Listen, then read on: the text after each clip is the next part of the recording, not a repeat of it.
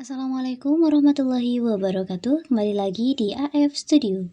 Di video kali ini saya akan memberikan tutorial cara mengaktifkan fitur anti-intip di HP Infinix Hot 70. Sebelum tutorialnya, buat teman-teman yang belum subscribe channel ini, silahkan subscribe terlebih dahulu dan jangan lupa like, comment, dan share-nya. Tanpa berlama-lama, langsung saja kita ke tutorialnya. Nah, untuk teman-teman yang akan menggunakan fitur anti-intip, di sini kalian bisa lakukan dengan cara masuk di aplikasi pengaturan. Kemudian setelah kalian berada di pengaturan, kalian bisa scroll dan di sini ketuk pilihan aksesibilitas dan fitur. Nah, setelah di aksesibilitas dan fitur, teman-teman bisa scroll lagi ke bawah.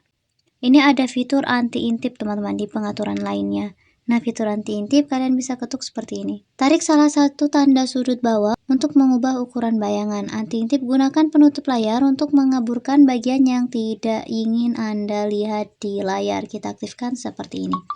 Jadi nanti tampilannya ketika kalian membuka aplikasi atau membuka bagian-bagian dari chat misalnya di sosial media di handphone ini, dia akan seperti ini teman-teman. Yang berada di dalam kotak terang ini hanyalah bagian yang ingin kalian lihat, sedangkan di luarnya digelapkan pencahayaannya seperti itu. Dan di sini kalian juga bisa mengatur ukuran dari kotak ini. Kita gunakan seperti ini. Untuk mengatur pencahayaan agar sedikit gelap, di sini ada icon titik air.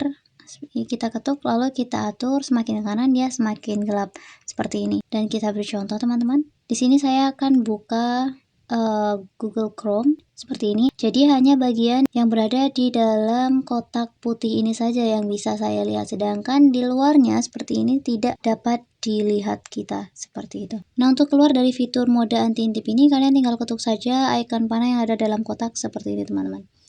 Maka dia sudah tidak aktif lagi fitur anti-intipnya. Sekian video tutorial dari kami, selamat mencoba. Wassalamualaikum warahmatullahi wabarakatuh.